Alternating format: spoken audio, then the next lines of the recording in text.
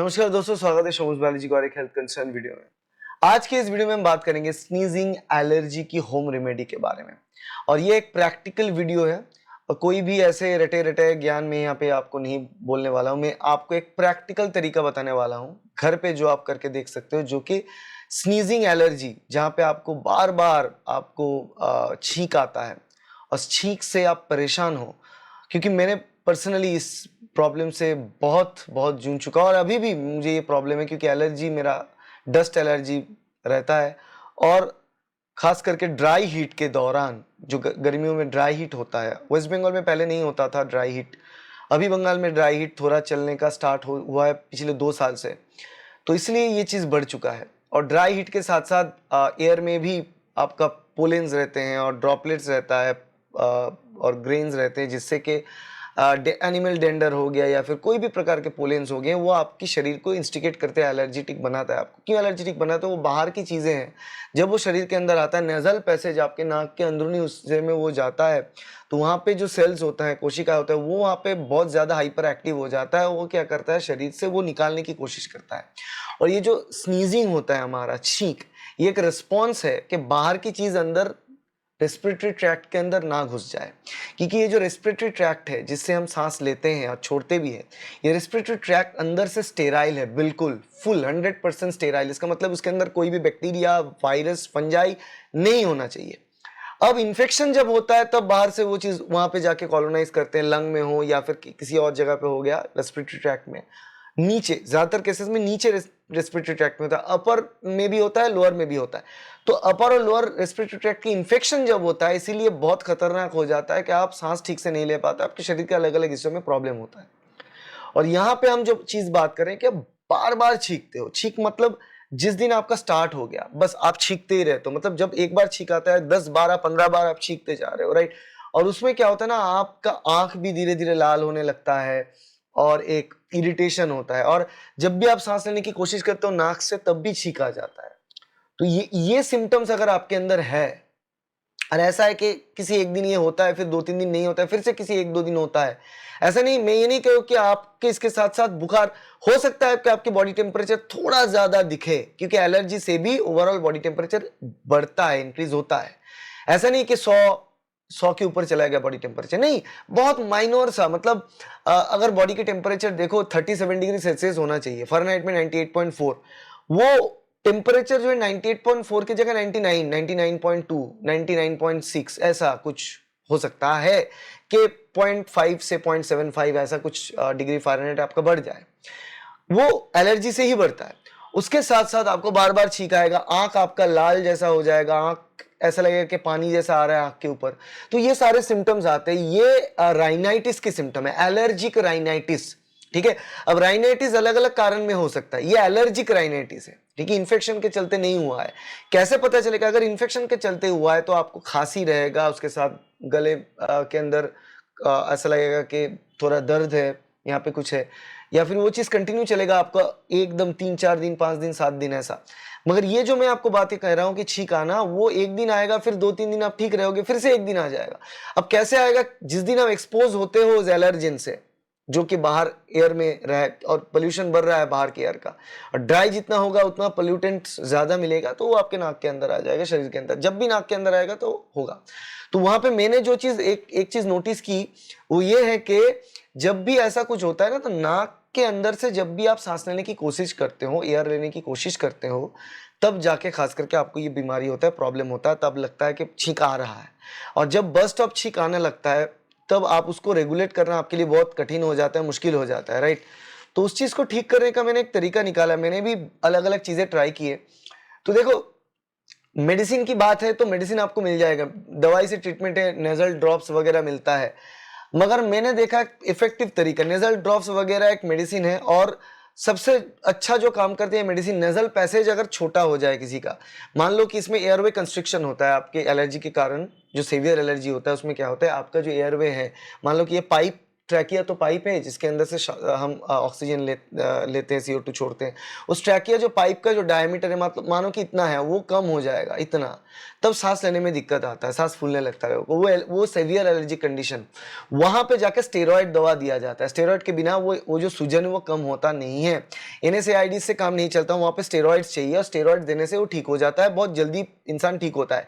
इसलिए मैं मानता हूं कि स्टेरॉइड एक जीवनदायी दवा है जो आपके जीवन को कहीं दफा कहीं जगह से बचाता है, मगर उसका उतना ही साइड इफेक्ट है, बहुत ज्यादा वेट गेन होता है उसके साथ साथ। तो ये चीज है, मतलब आप देखो यहाँ पे आपके सामने अलग अलग फोराकॉर्ड, डुओलिन होता है, ये चीज आपको कॉमनली मिल जाएगा। जो लोग में ज्यादातर केसेस में वैसे सांस फूलने की प्रॉब्लम्स हैं उनको खास करके या तो वो लोग नेबुलाइजर्स लेते हैं, नेबुलाइजर्स के अंदर वो फोराकॉर्ड, डुओलिन ये दवा लेते हैं, अलग अलग प्रकार के कुछ ये स्टेरॉइड दवा भी वो लोग लेते हैं। और या फिर आपको सिंपली यूज करना है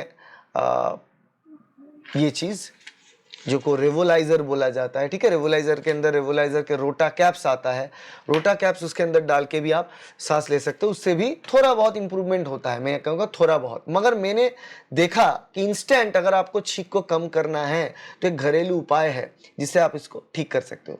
मगर ये जो उपाय है ये बच्चों पे अप्लाई नहीं होता है, तो बार बार मैं डिस्क्लेमर दे रहा हूँ आपको, बच्चों पे अप्लाई नहीं होता है, अप्लाई मत कीजिए। आप ये चीज़ बड़ों पे कर सकते हो क्योंकि बच्चों पे एक रिस्क रह जाएगा, रिस्क फैक्टर रहेगा, इसलिए बड़ों अगर एडल्ट हैं तो उन पे आप ये करके देख सकते हो। इसके लिए आपको क्या करना है, बेसिकली आपको टिश्यू लेना है। टिश्यू को ऐसे ऐसे मतलब टिश्यू को मैंने यहाँ पे दोनों छोटे ऐसे हिस्से में बांटा और उसको मैंने ना ऐसे रोल कर रहा हूँ, मैं सिर्फ रोल कर रहा हूँ। आपको इसको ब्रेक नहीं कर रहा है, रोल करना है, बस रोल करके ऐसा रोल बन जाएगा, देखो ऐसा रोल बन जाएगा टिश्यू का, बीड़ी जैसा। फिर इसको फोल्ड कर लेना है आपको ऐसे, बस। ये फोल्डेड जो साइड है, ये साइड प्रोटेक्टेड साइड है, इसके अंदर कोई ऐसा कुछ नहीं है। ये आपको नाक के अंदर इंसर्ट करना होगा आपको। जब मैं इंसर्ट करूंगा मेरे जो वॉइस है वो थोड़ा डिस्टॉर्ट होगा यहाँ पे, वो चीज़ आप देख लेना। ये ऐसे एक यहाँ पे ऐसे इंसर्ट कर दिया मैंने। सेम थिंग इसको भी हम करेंगे, इसको भी हम रोल करेंगे। देखो इस हिसाब से हम रोल कर रहे हैं, कैसे सिंपल सी बात है, ऐसे रोल करना है आपको। ये रोल हो गया, उसके बाद फोल्ड करना है, बस। ये फोल्ड होने वाला साइड, ओपन वाला साइड नहीं, ओपन वाला नहीं, फोल्ड होने वाले जो साइड, उसको नाक के अंदर ऐसे आपको रखना है, बस। और कुछ नहीं करना है। बस जब आपको बार बार छींक आ रहा था, आप एक बार करके देख लो, उस वक्त ऐसे रोल करो अंदर, ऐसे नाक के अंदर दे के रखो। बात भी कर सकते हो, सांस मुंह से लेना, बस सिर्फ यही चीज है। मैंने देखा कि सांस जब आप नाक से ले रहे हो तभी ये प्रॉब्लम हो रहा है। और इसके अंदर ऐसा नहीं कि पूरा टाइट हो गया नाक, ऐसा नहीं कि आप नाक से सांस नहीं ले सकते। मैं नाक से सांस ले पा रहा हूं, मगर ट्राई मत करना, मत लेना, क्योंकि नाक से आप सांस लेने की कोशिश करेंगे तो ये अंदर की तरफ ऐसा चला जाएगा, हो सकता है कि कागज के टुकड़ा रह जाए, बाद में उससे छींक बढ़ जाए। So do not use nose for breathing, नाक यूज मत करना इस केस पे, सिर्फ मुंह यूज करना ना। मुंह से आप ब्रीदिंग करो ऐसे। अगर आप 15 मिनट 20 मिनट तक करके रखो, बस। आप कोई भी काम कर रहे हो, काम करो, टीवी देख रहे हो, टीवी देखो, या फिर कुछ काम कर रहे हो, पढ़ाई लिखाई करो एज ए स्टूडेंट, तो वो सब चीज करो। सांस सिर्फ मुंह से लेना इस वक्त, बस वही चीज है। मुंह के अंदर थोड़ा ड्राई हो जाएगा, उसके बाद पानी पी लेना जब ये हो जाएगा तब। तो जब बार बार 10-15 बार आपको ऐसा छींक आ रहा, तब ऐसे करके देखो, मुंह से सांस लो, नाक से सांस ना लो, फिर जाके 10-15 मिनट के बाद इसको सिंपली निकाल लो। देखो कोई भी डेब्रीज आपके नाक के अंदर नहीं रहेगा, क्योंकि नाक से अगर आप सांस नहीं ले, अब हो सकता है कि उसके अंदर से धीरे धीरे धीरे लिक्विड्स आए, लिक्विड्स आता भी है, और लिक्विड्स आके हो सकता है कि ये पूरा गीला कर दे, हो सकता है तो उसको आप निकाल के फेंक देना, बस। और गीला टिश्यू जब निकाल लें तो हो सकता है कि कुछ पार्ट रह जाए नाक के अंदर, उसको भी आप निकाल सकते हो बहुत बड़ी आसानी से। दिस इज नॉट ईयर के अंदर, कान के अंदर फंस जाए तो प्रॉब्लम है, यहाँ पे आप निकाल सकते हो। निकाल के आप इस चीज को फेंक देना। उसके बाद देखना ऐसे 15 मतलब 20 मिनट 25 मिनट आप करके देखो। फिर उसके बाद जब आप निकलोगे, फिर भी आप कोशिश करना कि मुंह से ही सांस लें और नाक से कम लो कुछ टाइम के लिए। देखना वो जो बर्स्ट ऑफ छींक आपका आ रहा था वो कम हो जाएगा।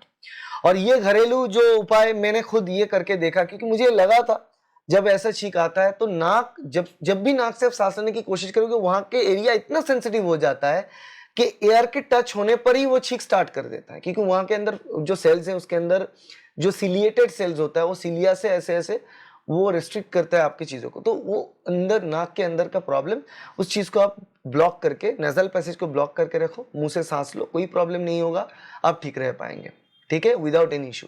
मगर याद रखना, ये घरेलू जो उपाय मैंने आपको बताया, ये होम रेमेडी मैंने आपको बताया, ये सिर्फ और सिर्फ आपका एलर्जी की छींक के वजह से, अगर आपको बुखार है या फिर आपके लंग में इन्फेक्शन है, वहां पे छींक आता है, उसके साथ गले में दर्द है, ठीक है, आप तब जाके ये प्रॉब्लम, ये चीज मत कीजिए, क्योंकि इसमें फायदा आपको मिलेगा नहीं, इनफैक्ट खराब होगा आपके। तो तब जाके आप ये मत करो, तब जाके ऑब्वियसली आपको दिखाना चाहिए बाहर और उसके प्रॉपर ट्रीटमेंट करना चाहिए कि वो क्यों हो रहा है। और यहाँ पे भी जब एलर्जी के चलते आपका रनी नोज है, तो उसमें भी किस चीज से अब एलर्जेटिक हो, एयर में कब कब आपको कहाँ कहाँ जाने के बाद आपको ये हो रहा है, ठीक है। हो सकता है कि आप जिस डिटर्जेंट यूज कर रहे हो आपके शर्ट को क्लीन करने के लिए, और वो ड्राई होने के बाद भी डिटर्जेंट शर्ट में लगा रहा है, उसके बाद आप उसको यूज कर रहे हो, पढ़ रहे हो, फिर उसके चलते हो सकता है कि बाहर आप धूल पे निकलते हो, तो धूल और एयर एक साथ आप जब ले रहे हो तब आपको हो रहा है। तो ये सब आपको आइडेंटिफाई करना है कि कारण क्या है आपके लिए। हो सकता है आपके लिए ये जो कारण है, मेरे लिए कारण कुछ और है। तो ये चीज आपको आइडेंटिफाई करना है, उसके बाद आइडेंटिफाई करने से ही आप उस कारण को बंद करोगे, तो ऑटोमेटिकली आपका ये जो छींक आने की प्रॉब्लम है वो भी ठीक हो जाएगा। So that is all regarding allergic sneezing. तो जो छींक आता है एलर्जी की वजह से, उसको घर पे आधे घंटे के अंदर, 30 मिनट्स के अंदर ठीक करना है। तो क्या क्या आपको करना चाहिए।